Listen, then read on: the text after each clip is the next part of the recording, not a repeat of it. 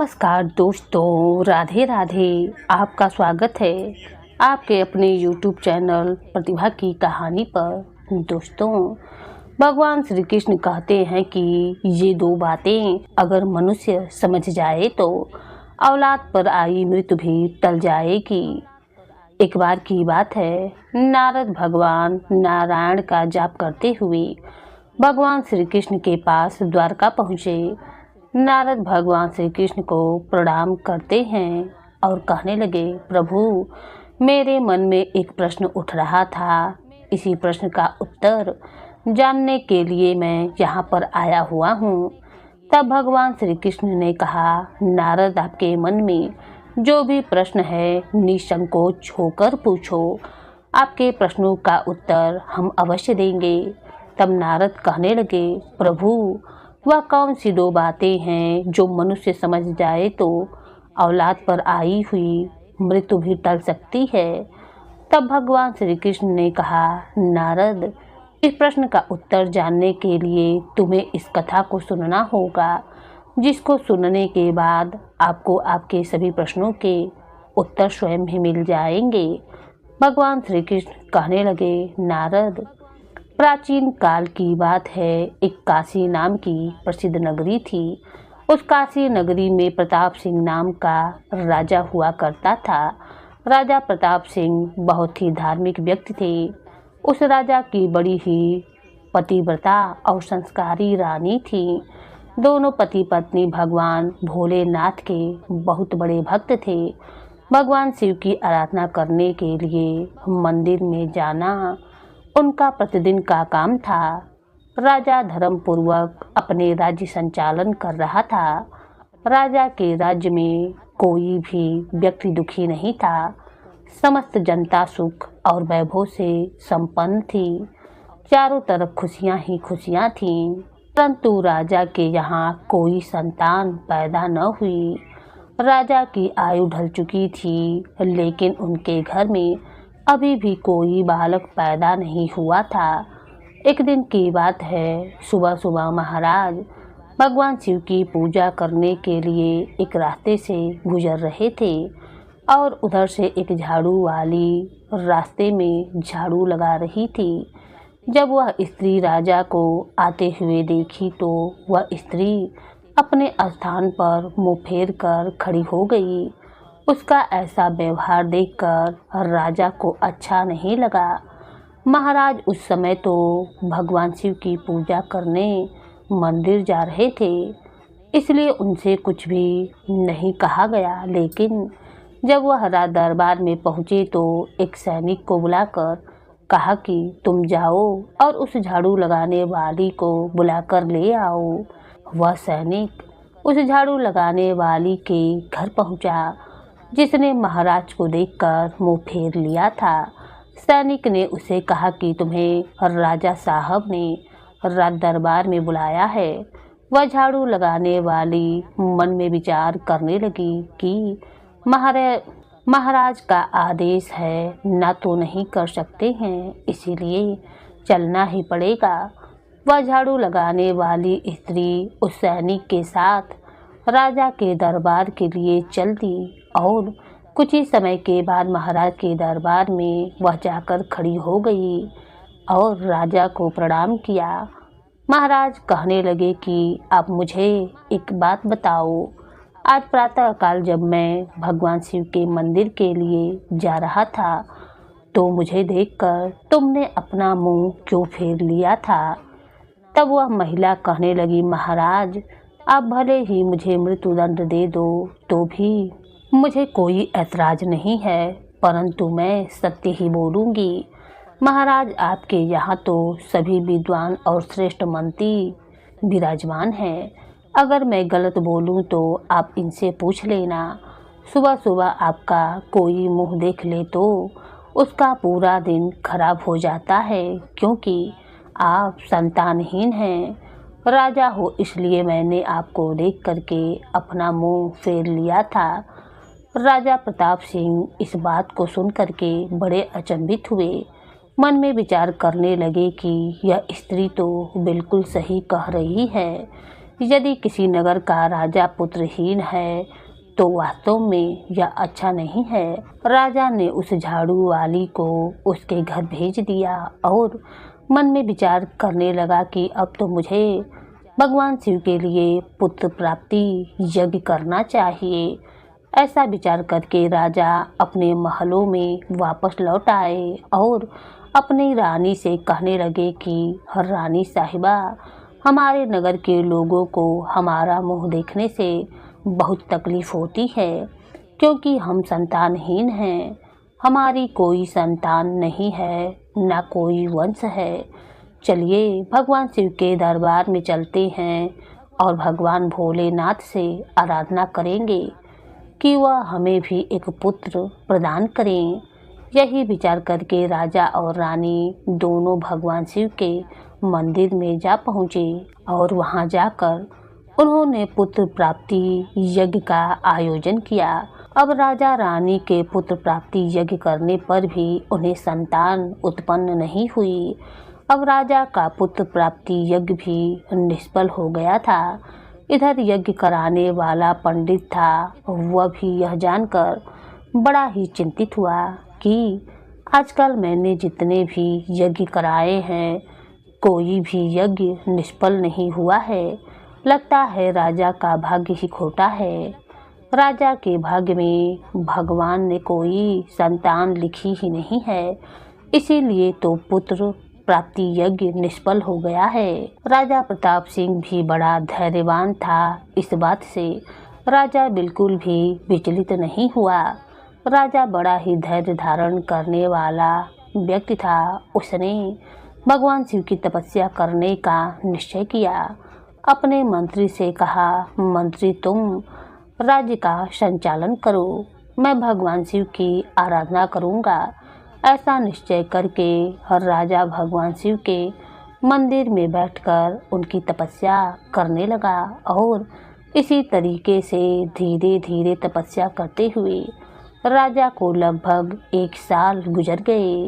इधर कुछ दिनों के बाद एक दिन भगवान शिव राजा के सामने प्रकट हुए और कहने लगे, राजन, मैं तुमसे अति प्रसन्न हूँ, वरदान मांगो। तुम मुझसे क्या वरदान चाहते हो? राजा ने कहा, हे प्रभु, आप तो अंतर्यामी हो, सबके मन की बात जानते हो। राजा कहने लगा, प्रभु, जैसे हंस बिना सागर सूना है, कोयल बिना बाग सूना होता है, उसी प्रकार पुत्र बिना कुल भी सूना होता है। राजा की बात सुनकर भगवान शिव बोले, हे राजन, वैसे तो तुम्हारे भाग्य में 7 जन्मों तक कोई संतान नहीं है, परंतु तुमने मेरी आराधना की है, इसीलिए मैं तुम्हें एक पुत्र प्रदान कर रहा हूँ। लेकिन ध्यान रखना, उस पुत्र की आयु मात्र 25 वर्ष होगी। 25 वर्ष तक ही तुम्हें पुत्र सुख प्राप्त होगा। राजा ने सोचा, चलो 25 वर्ष ही सही, कम से कम संतानहीन होने का कलंक तो मिट जाएगा। राजा ने कहा, जो भी हो प्रभु, आप मुझे पुत्र प्रदान कर दीजिए। भगवान शिव तथास्तु कहकर अंतर्ध्यान हो गए।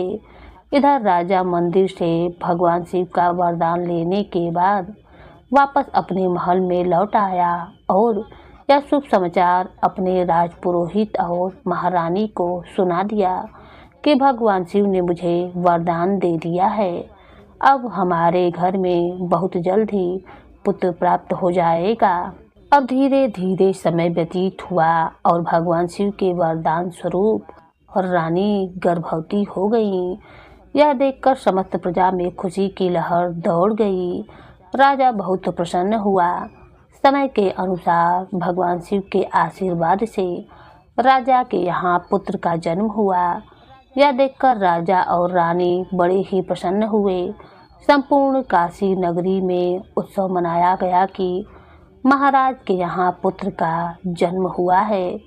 संपूर्ण नगर में खुशियाँ मनाई गईं। ब्राह्मण ने उस पुत्र का नाम रुद्र प्रताप रखा था। धीरे धीरे रुद्र प्रताप बड़ा होने लगा। राजकुमार रुद्र प्रताप अपने पिता की ही तरह बड़े ही धर्मात्मा और ईश्वर भक्त थे। राजा का पुत्र बड़ी ही तेजी से बड़ा होने लगा। धीरे धीरे समय गुजरता चला गया। इस बात से राजा बहुत प्रसन्न रहता था क्योंकि उसके घर में एक पुत्र जो आ गया था। पुत्र के लाड प्यार और लालन पालन में राजा भगवान शिव की बताई हुई बात भूल गया था कि इस पुत्र की आयु मात्र 25 वर्ष है। जब उस पुत्र की आयु 15 वर्ष की हो गई तो इधर एक दूसरे राजा की एक पुत्री थी। वह राजकुमारी रूप और यौवन में इंद्र की अप्सराओं की ही तरह लगती थी। वह एक परम सुंदरी कन्या थी। वह कन्या भी बड़ा ही दान धर्म किया करती थी।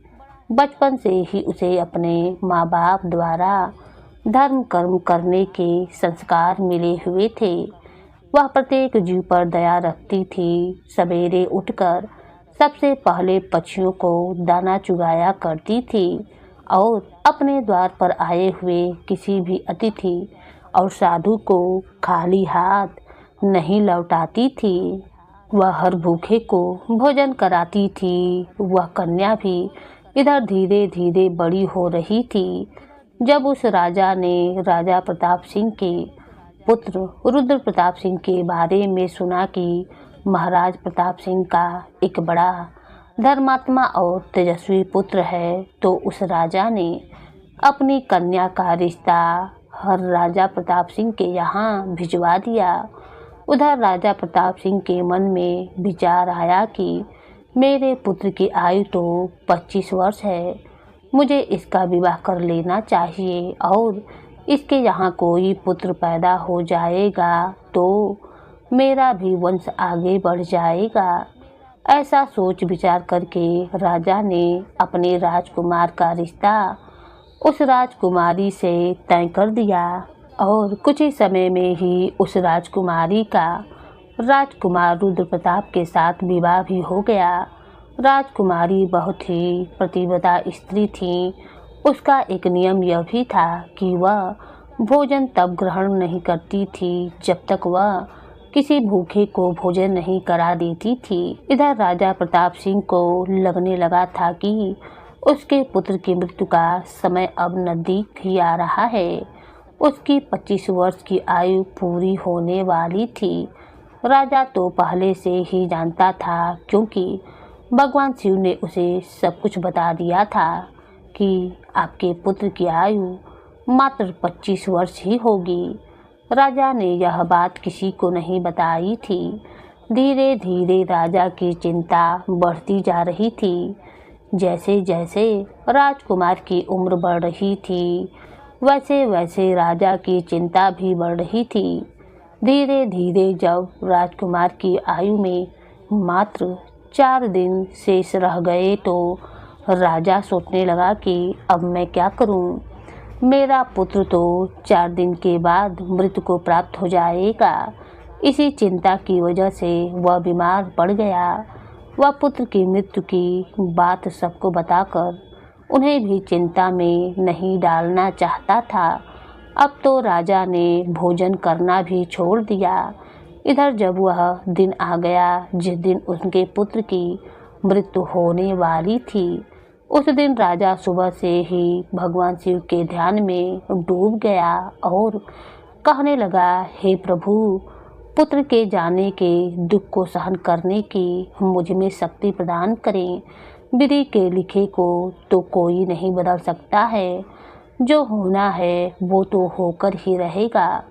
उसे राजकुमार की जो नवविवाहिता पत्नी थी वह प्रतिदिन भूखे को भोजन कराया करती थी, पक्षियों को दाना चुगाया करती थी। रोज की तरह उस दिन भी वह अपने धर्म कर्म में लगी हुई थी। इधर यमलोक में यमराज ने देखा कि आज राजकुमार रुद्र प्रताप की मृत्यु का दिन है, तो यमराज तुरंत अपने 2 दूतों को आदेश दे दिया कि जाओ और अब से 1 घंटे के बाद तुम्हें राजकुमार रुद्र प्रताप के प्राण उसके शरीर से निकालकर लाने हैं। राजकुमार रुद्र प्रताप के प्राण तुम ऐसे नहीं निकाल सकते।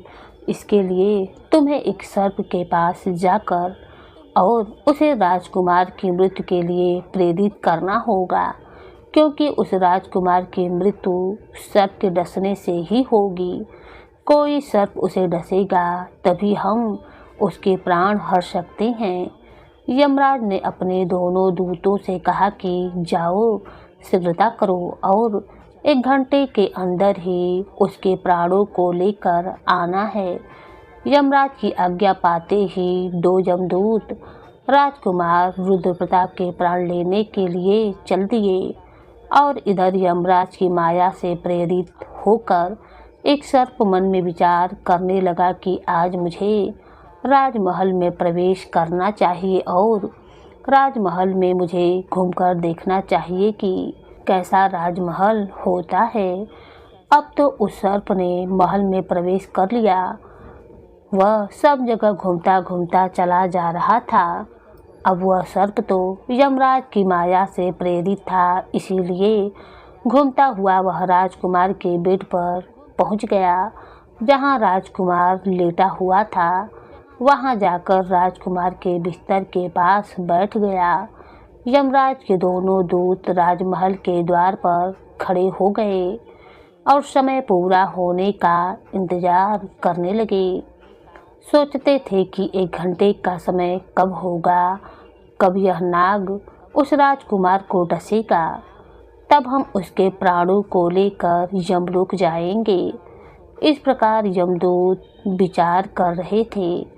तभी क्या हुआ, पास ही एक गांव में एक गरीब व्यक्ति रहता था, परंतु उसकी पुत्री का जो पति था वह बहुत ही मदिरा पीता था और जुआ खेलना उसका काम था।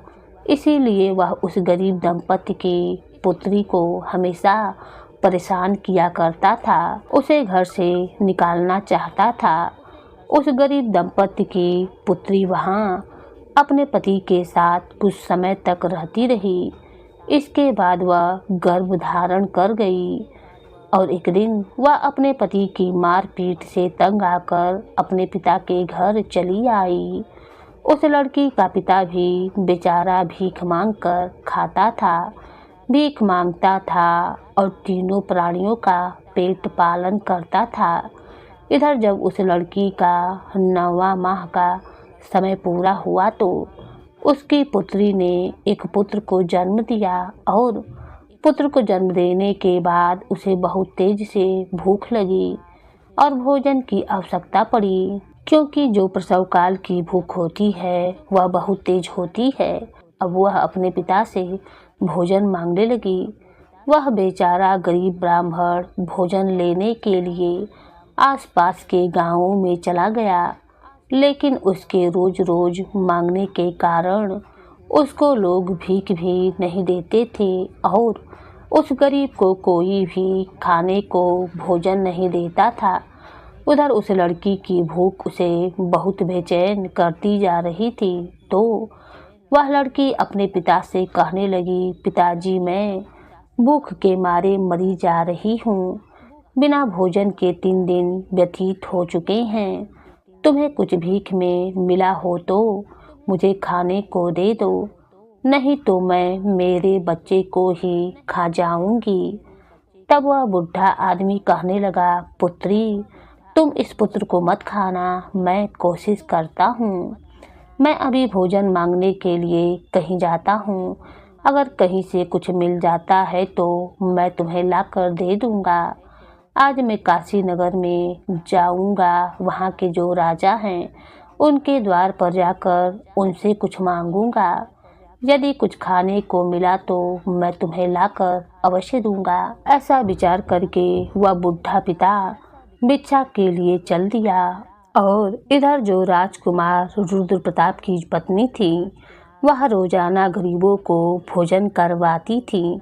उस दिन महाराज तो बीमार पड़े थे, क्योंकि पुत्र की चिंता के कारण वह अपने कक्ष में पड़े हुए थे। इसीलिए आज उसने गरीबों को कोई भोजन तो नहीं कराया, परंतु उसने अपने पति के लिए जो भोजन बनाया था उसने कई प्रकार के व्यंजन से और पकवानों से सजा करके भोजन सजाकर उसने रख दिया था, ताकि उसके पति आएंगे तब वह उन्हें भोजन खाली खिला देगी।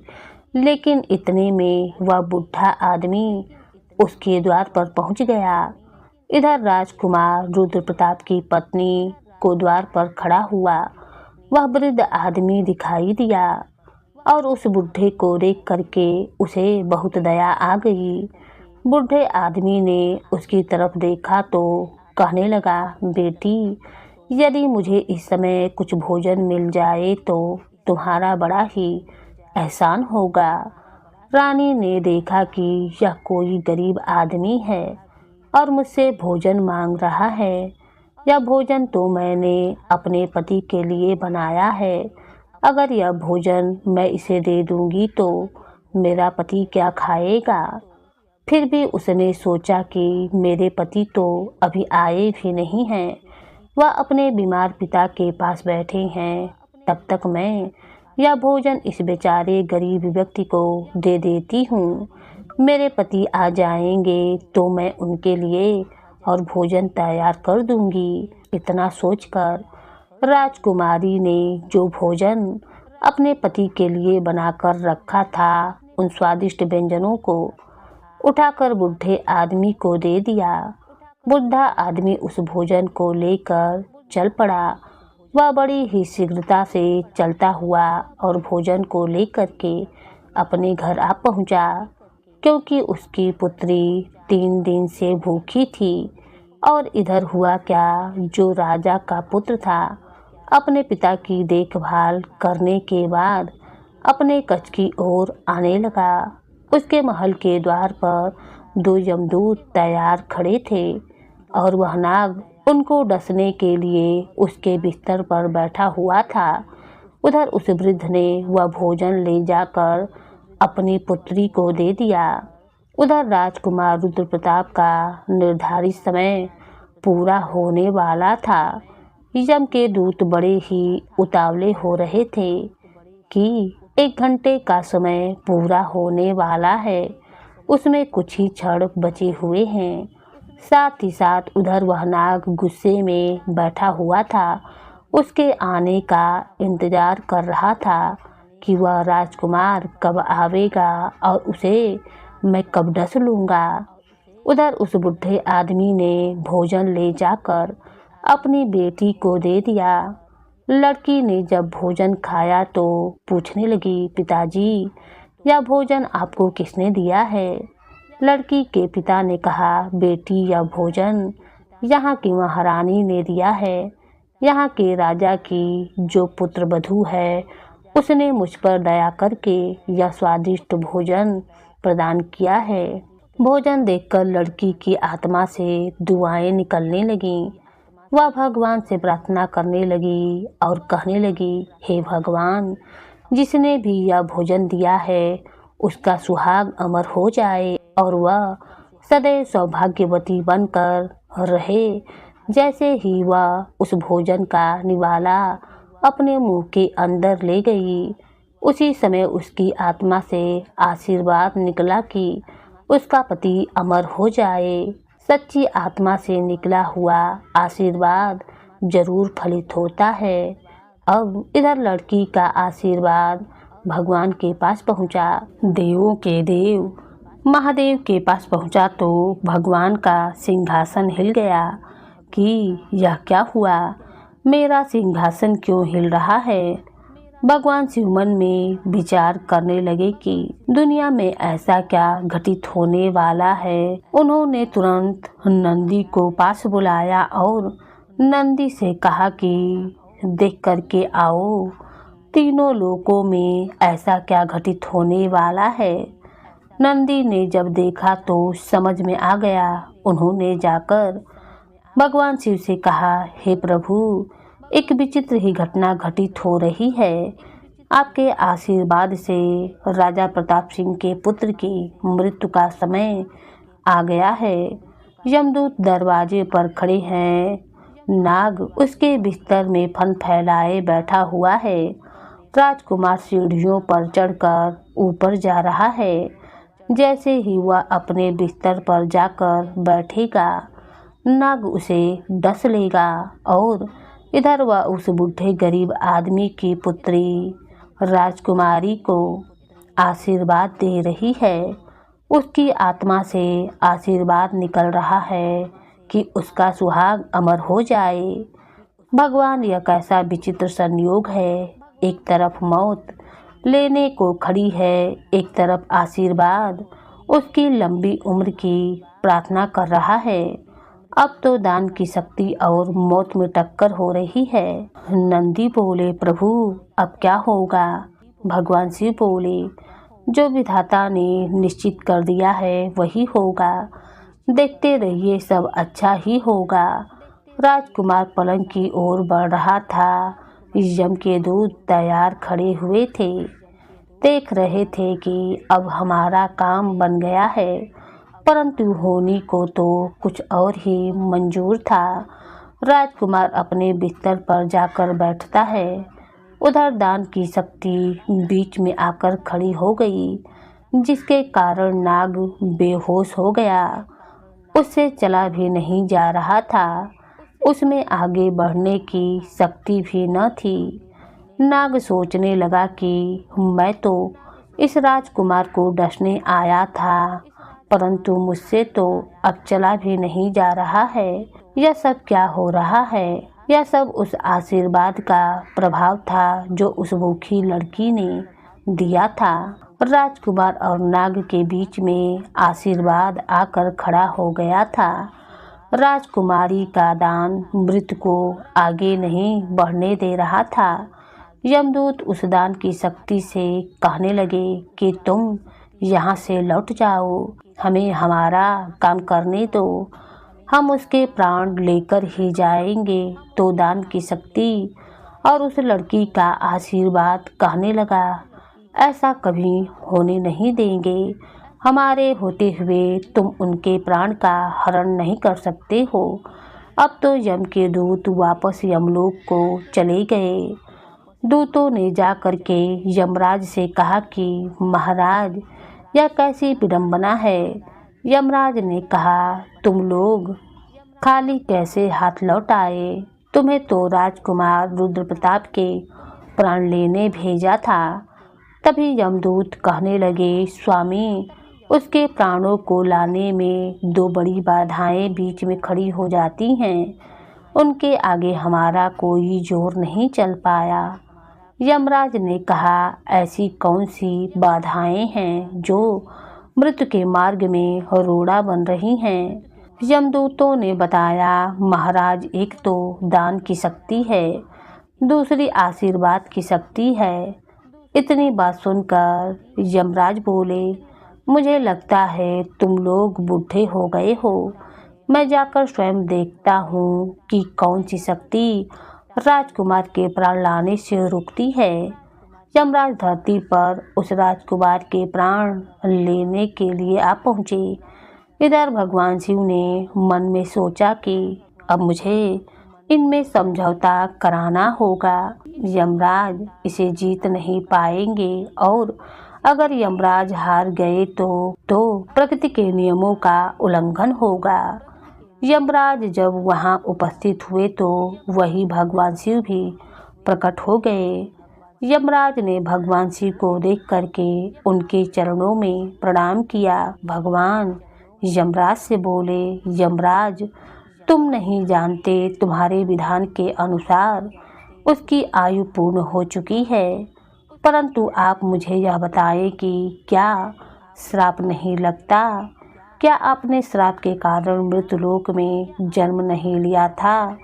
बताओ, तुमने क्यों अवतार धारण किया था? यमराज कहने लगे, हे प्रभु, वह तो मुझे ऋषि का मान रखना पड़ा था।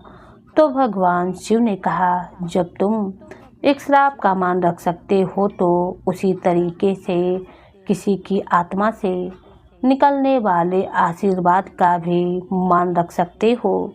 उसे आप कैसे निष्फल कर सकते हो? यमराज बोले, हे प्रभु, अब इसका उपाय आप ही कीजिए, मैं क्या कर सकता हूँ? तो भगवान शिव कहने लगे, यमराज, इस राजकुमार को 25 वर्ष की आयु मैंने प्रदान की थी। अब मैं इसकी आयु 100 वर्ष कर दे रहा हूँ और 100 वर्ष के बाद ही आप इसको ले जाना। यह उस दान की शक्ति और आशीर्वाद के कारण मृत की योग्य नहीं रहा, इसलिए मृत को इसने जीत लिया है। इस प्रकार से भगवान शिव ने प्रकृति के नियमों में परिवर्तन कर दिया था और राजकुमार रुद्र प्रताप की आयु को बढ़ाकर 100 वर्ष कर दिया था। इसके बाद यमराज यमलोक को वापस लौट गए। इधर राजकुमार रुद्र प्रताप की आयु 100 वर्ष की हो गई। भगवान श्री कृष्ण कहते हैं, हे नारद, इस प्रकार से एक भूखे को भोजन दान देने पर राजा की औलाद पर आयु मृत्यु भी टल गई। इसीलिए तो मनुष्य के कर्म दया भाव और गरीब की सेवा मृत्यु को भी टालने का समर्थ रखते हैं। इसीलिए मनुष्य को यह देखना चाहिए कि जिसको वह दान दे रहा है वह उस दान के पाने की योग्य है भी या नहीं। यदि मनुष्य सुपात्र को दान देते हैं तो उस दान के सामने मौत भी पराजित हो जाती है। धन्यवाद।